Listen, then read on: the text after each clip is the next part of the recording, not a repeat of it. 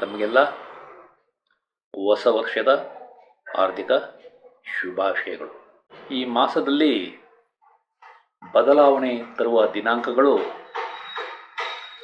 4, 5, 14, 15, 17 ಹಾಗೂ 22 ಮತ್ತು 23.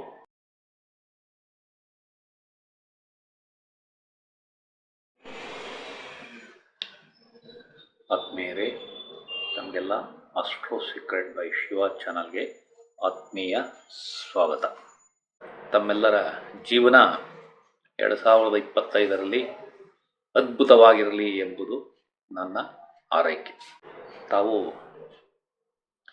ಪ್ರೀತಿಯಿಂದ ನನ್ನ ಚಾನಲನ್ನು ವೀಕ್ಷಣೆ ಮಾಡುತ್ತಿದ್ದೀರಿ. ನಾನು ಈ ಚಾನಲ್ನಲ್ಲಿ ಜ್ಯೋತಿಷ್ಯದ ಬಗ್ಗೆ ತರುತ್ತಿರುವ ವಿಡಿಯೋಗಳನ್ನು ತಾವು ವೀಕ್ಷಣೆ ಮಾಡಿ ಅದರಿಂದ ಉಪಯೋಗವನ್ನು ಪಡೆಯುತ್ತಿದ್ದೀರಿ ಎಂದು ನಂಬಿದ್ದೇನೆ. ಈ ವಿಡಿಯೋಗಳು ತಮಗೆ ಇಷ್ಟವಾದರೆ ಕಾಮೆಂಟ್ಗಳ ಮೂಲಕ ಆದಷ್ಟು ತಮ್ಮ ಅನಿಸಿಕೆಗಳನ್ನು ತಿಳಿಸಿದರೆ ಈ ಚಾನಲನ್ನು ಇನ್ನೂ ಉತ್ತಮವಾಗಿಸಲು ನನ್ನ ಪ್ರಯತ್ನ ಮುಂದುವರಿಯಲಿದೆ.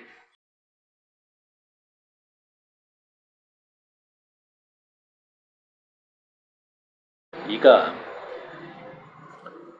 ಜನವರಿ 2025ರ ಭವಿಷ್ಯವನ್ನು ತಿಳಿದುಕೊಳ್ಳೋಣ. ಈ ಮಾಸದ ವಿಶೇಷತೆ ಏನೆಂದರೆ, ಹಲವಾರು ವ್ಯಕ್ತಿಗಳ ಜೀವನದಲ್ಲಿ ಸಂಬಂಧಗಳು ಸ್ಥಿರವಾಗುತ್ತವೆ. ಈ ಅವಧಿಯಲ್ಲಿ ಪ್ರಯತ್ನಕ್ಕೆ ತಕ್ಕ ಪ್ರತಿಫಲ ದೊರೆಯುವ ಸಂಭವ ಇದೆ. ಹಲವಾರು ವ್ಯಕ್ತಿಗಳು ಉದ್ಯಮಗಳಲ್ಲಿ ಯಶಸ್ಸನ್ನು ಕಾಣುತ್ತಾರೆ. ಈ ಮಾಸದಲ್ಲಿ ಬದಲಾವಣೆ ತರುವ ದಿನಾಂಕಗಳು 4, 5, 14, 15, 17 ಹಾಗೂ 22 ಮತ್ತು 23. ಈ ದಿನಾಂಕಗಳಲ್ಲಿ ಅಥವಾ ಈ ದಿನಾಂಕಗಳ ನಂತರ ಹಲವಾರು ವ್ಯಕ್ತಿಗಳ ಜೀವನದಲ್ಲಿ ಬದಲಾವಣೆಗಳು ಬರುವುದು ಗ್ಯಾರಂಟಿ. ಇದನ್ನು ತಾವು ಅರ್ಥ ಮಾಡಿಕೊಳ್ಳಿ. ಕಳೆದ ಡಿಸೆಂಬರ್ ಮಾಸದಲ್ಲಿ ನಾನು ತಿಳಿಸಿದ ದಿನಾಂಕಗಳು ಮತ್ತು ದಿನಾಂಕಗಳ ನಂತರ ಯಾವ ರೀತಿ ವ್ಯಕ್ತಿಗಳ ಜೀವನದಲ್ಲಿ ಬದಲಾವಣೆ ಕಂಡುಬಂದಿದೆ ಎಂಬುದನ್ನು ಕೂಲಂಕುಷವಾಗಿ ತಿಳಿದುಕೊಳ್ಳೋಣ.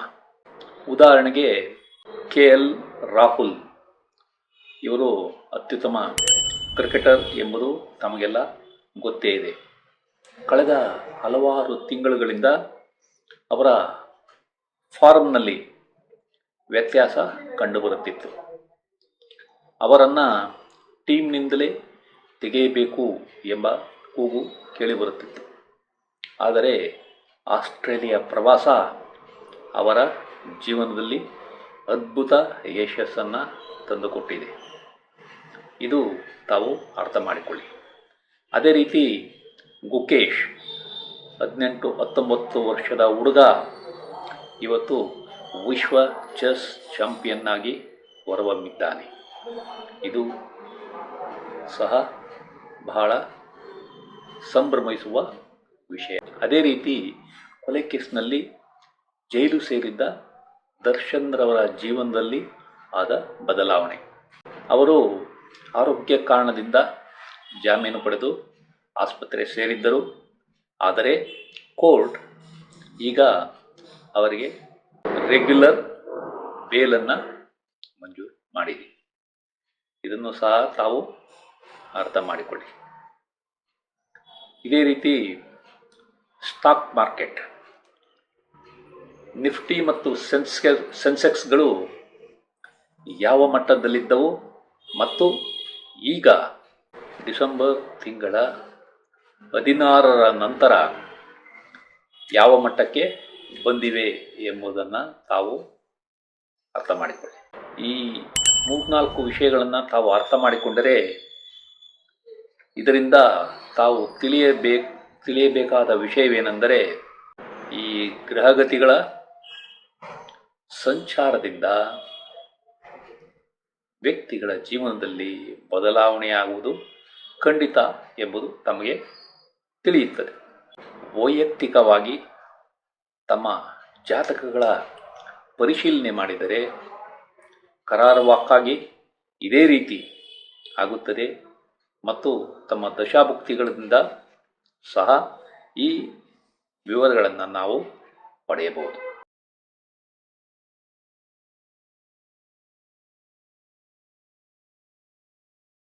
ನಿಮ್ಮ ಹಣಕಾಸು ಮತ್ತು ಸಂಪತ್ತು ಈ ಅವಧಿಯಲ್ಲಿ ಹೆಚ್ಚಾಗಲಿದೆ. ನಿಮ್ಮ ಕುಟುಂಬದಲ್ಲಿ ಮಕ್ಕಳ ಜನನ ಅಥವಾ ಮದುವೆಯಿಂದ ಸದಸ್ಯರ ಸೇರ್ಪಡೆ ಆಗುತ್ತದೆ. ನಿಮಗೆ ಬಂಗಾರದ ಒಡವೆಗಳನ್ನು ತೆಗೆದುಕೊಂಡು ಸಂತೋಷ ದೊರೆಯಲಿದೆ. ನಿಮ್ಮ ಸ್ಟಾಕ್ ಮತ್ತು ಷೇರುಗಳ ವ್ಯವಹಾರ ಯಶಸ್ಸು ಕಾಣಲಿದೆ. ನಿಮ್ಮಲ್ಲಿ ಉತ್ತಮ ಮಾತಿನ ಸಾಮರ್ಥ್ಯ ಮತ್ತು ಮಾತಿನಲ್ಲಿ ನೈವಂತಿಕೆ ಚೆನ್ನಾಗಿರಲಿದೆ.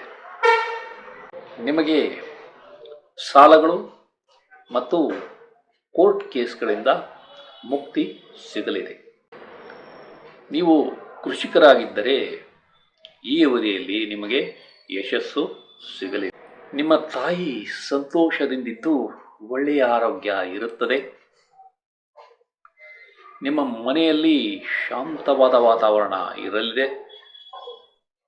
ನಿಮ್ಮ ವ್ಯಕ್ತಿತ್ವ ಮತ್ತು ಬುದ್ಧಿಶಕ್ತಿ ಈ ಅವಧಿಯಲ್ಲಿ ಚೆನ್ನಾಗಿರಲಿದೆ.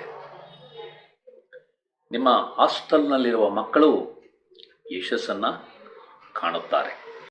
ನಿಮಗೆ ಜೀವನದಲ್ಲಿ ಉತ್ತಮ ಆರೋಗ್ಯ ಕಂಡುಬರಲಿದೆ. ನಿಮ್ಮ ಜೀವನದಲ್ಲಿ ಕಷ್ಟಗಳು ಕಡಿಮೆಯಾಗುತ್ತವೆ. ನಿಮ್ಮ ಸ್ನೇಹಿತರು, ಹಿಂಬಾಲಕರು ಮತ್ತು ಸಹೋದ್ಯೋಗಿಗಳಿಂದ ನಿಮಗೆ ಉತ್ತಮ ಸಹಕಾರ ಸಿಗಲಿದೆ. ನೀವು ಈ ಅವಧಿಯಲ್ಲಿ ವಾಹನ, ಜಮೀನು ಅಥವಾ ತೋಟ ಖರೀದಿಗಾಗಿ ಯತ್ನಿಸಿದರೆ ಯಶಸ್ಸನ್ನು ಕಾಣುತ್ತೀರಿ. ನಿಮ್ಮ ಮಕ್ಕಳ ಸ್ಕೂಲ್ ವಿದ್ಯಾಭ್ಯಾಸ ಯಶಸ್ಸು ಕಾಣಲಿದೆ. ನೀವು ರಿಯಲ್ ಎಸ್ಟೇಟ್ ವ್ಯವಹಾರ ಮಾಡುತ್ತಿದ್ದರೆ ಈ ಅವಧಿಯಲ್ಲಿ ಒಳ್ಳೆಯ ಲಾಭ ಪಡೆಯುತ್ತೀರಿ. ನಿಮ್ಮ ವಿದೇಶಿ ಸಹಭಾಗಿತ್ವ ಯಶಸ್ಸನ್ನು ಕಾಣುತ್ತದೆ.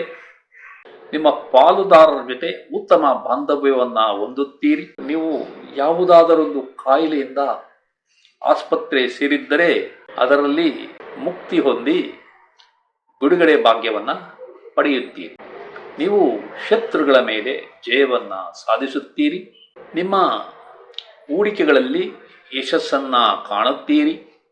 ನಿಮ್ಮ ಸಾಲ ಮರುಪಾವತಿ ಸುಲಭವಾಗಲಿದೆ. ನೀವು PhD ಪದವಿಗಾಗಿ ಯತ್ನಿಸುತ್ತಿದ್ದರೆ ಅದು ಈ ಅವಧಿಯಲ್ಲಿ ಯಶಸ್ಸನ್ನು ಕಾಣುತ್ತದೆ. ನಿಮ್ಮ ಉನ್ನತ ವ್ಯಾಸಂಗ ಯಶಸ್ಸು ಕಾಣಲಿದೆ. ನಿಮ್ಮ ಕೆಲಸದಲ್ಲಿ ಉತ್ತಮ ಬದಲಾವಣೆ ಕಂಡುಬರಲಿದೆ. ನೀವು ವಿದೇಶದಲ್ಲಿ ವಾಸ ಮತ್ತು ಅಲ್ಲಿ ಯಶಸ್ಸಿಗಾಗಿ ಯತ್ನಿಸಿದರೆ ಅದು ಈ ಅವಧಿಯಲ್ಲಿ ಸಾಧ್ಯವಿದೆ. ನಿಮಗೆ ದತ್ತಿ ಸಂಸ್ಥೆಗಳ ಸಹಾಯ ಕೂಡ ಸಿಗಲಿದೆ. ಈ ಅವಧಿಯಲ್ಲಿ ನಿಮ್ಮ ಸಿಟ್ಟು ಕಡಿಮೆ ಇರುತ್ತದೆ. ನೀವು ಯಶಸ್ವಿ ದೇವತಾರಾಧನೆ ಮತ್ತು ತೀರ್ಥಯಾತ್ರೆಗಳನ್ನು ಆನಂದಿಸುತ್ತೀರಿ. ನೀವು ಒಳ್ಳೆಯ ಧರ್ಮ ಕಾರ್ಯಗಳನ್ನು ಮಾಡುತ್ತೀರಿ. ನಿಮ್ಮ ಸಂಶೋಧನೆ ಮತ್ತು ಆವಿಷ್ಕಾರಗಳು ಯಶಸ್ಸು ಕಾಣುತ್ತವೆ. ನೀವು ಕುಟುಂಬದಿಂದ ದೂರ ಅಂದರೆ ಸ್ಥಳ ಬದಲಾವಣೆ ಮಾಡಬೇಕಾಗಬಹುದು. ನಿಮ್ಮ ಮದುವೆ ನಿಶ್ಚಯ ನಿಧಾನವಾಗಲಿದೆ. ನಿಮ್ಮ ಸಂಗಾತಿಯೊಂದಿಗೆ ಕಿರಿಕಿರಿಯನ್ನು ಅನುಭವಿಸುತ್ತೀರಿ. ನೀವು ನಿಮ್ಮ ವ್ಯವಹಾರದಲ್ಲಿ ಪಾಲುದಾರಿಕೆ ಮಾಡುತ್ತಿದ್ದರೆ ಪಾಲುದಾರರ ಜೊತೆ ಜಾಗೃತವಾಗಿ ವ್ಯವಹಾರ ಮಾಡಿ. ನಿಮಗೆ ಕೆಲಸದಲ್ಲಿ ಯಶಸ್ಸು ಕಷ್ಟವಾಗಲಿದೆ. ಈ ಅವಧಿಯಲ್ಲಿ ನಿಮಗೆ ಕಾರ್ಮಿಕರ ಸಹಕಾರ ಸರಿಯಾಗಿ ಸಿಗುವುದಿಲ್ಲ. ನೀವು ಈ ಅವಧಿಯಲ್ಲಿ ಸಾಲವನ್ನು ಕೊಡಬೇಡಿ ಏಕೆಂದರೆ ಕೊಟ್ಟ ಸಾಲ ವಾಪಸ್ ಸಿಗುವುದು ನಿಧಾನವಾಗಲಿದೆ. ನಿಮಗೆ ವ್ಯಾಪಾರದಲ್ಲಿ ಅಥವಾ ಕಚೇರಿಯಲ್ಲಿ ಬಾಕಿ ಬರಬೇಕಾದ ಹಣ ನಿಮ್ಮ ಕೈ ಸೇರುವುದು ನಿಧಾನವಾಗಲಿದೆ. ನೀವು ಬಾಡಿಗೆಗಾಗಿ ಮನೆಯನ್ನ ಅಥವಾ ವಾಣಿಜ್ಯ ಮಳಿಗೆಯನ್ನ ಕೊಟ್ಟಿದ್ದರೆ ಆ ಬಾಡಿಗೆದಾರರಿಂದ ತಾವು ಕಿರಿಕಿರಿಯನ್ನ ಅನುಭವಿಸುತ್ತೀರಿ. ನಿಮ್ಮ ದ್ವೇಷ ಮತ್ತು ಅಸೂಯೆಗಳು ಈ ಅವಧಿಯಲ್ಲಿ ಜಾಸ್ತಿಯಾಗಲಿವೆ. ನಿಮ್ಮ ಪಾಲುದಾರರು ವ್ಯವಹಾರದಲ್ಲಿ ಹೂಡಿಕೆಯನ್ನ ನಿಧಾನ ಮಾಡುತ್ತಾರೆ. ನಿಮ್ಮ ತಂದೆಯ ಕೆಲಸ ಅಥವಾ ವ್ಯಾಪಾರದಲ್ಲಿ ಯಶಸ್ಸು ನಿಧಾನವಾಗಲಿದೆ. ನಿಮ್ಮ ಪಾಲುದಾರರು ವ್ಯವಹಾರದಲ್ಲಿ ನಿಧಾನವಾಗಿ ಹೂಡಿಕೆ ಮಾಡಿದರೂ ಅವರಿಗೆ ಒಳ್ಳೆಯ ಲಾಭ ಸಿಗಲಿದೆ. ನೀವು ಸಾಲಕ್ಕಾಗಿ ಯತ್ನಿಸಿದರೆ ಈ ಅವಧಿಯಲ್ಲಿ ಅದು ಸಾಧ್ಯವಿಲ್ಲ. ನಿಮ್ಮ ಕೋರ್ಟ್ ವ್ಯಾಜ್ಯಗಳು ಮತ್ತು ದಾವೆಗಳ ಯಶಸ್ಸು ನಿಧಾನವಾಗಲಿದೆ. ನೀವು ಕಾಂಟ್ರಾಕ್ಟ್ ಮಾಡುತ್ತಿದ್ದರೆ ಲಾಭ ಕಡಿಮೆ ಇರಲಿದೆ. ನೀವು ವಿದೇಶದಲ್ಲಿನ ಯಶಸ್ಸು ಮತ್ತು ಸಂಬಂಧಗಳ ಬಗ್ಗೆ ಹುಷಾರಾಗಿರಿ. ಈ ವಿಡಿಯೋವನ್ನು ಕೊನೆಯವರೆಗೂ ನೋಡಿದ ತಮಗೆಲ್ಲ ವಂದನೆಗಳು. ಈ ವಿಡಿಯೋದಲ್ಲಿರುವ ವಿಷಯಗಳು ತಮಗೆ ಇಷ್ಟವಾದರೆ ಈ ವಿಡಿಯೋವನ್ನು ತಮ್ಮ ಬಂಧು ಮಿತ್ರರಿಗೆಲ್ಲ ಶೇರ್ ಮಾಡಿ, ಅವರೂ ಸಹ ಈ ಚಾನಲ್ಗೆ ಸಬ್ಸ್ಕ್ರೈಬ್ ಆಗುವಂತೆ ಮಾಡಿ ಎಂದು ಕೋರುತ್ತಿದ್ದೇನೆ. ವಂದನೆಗಳು.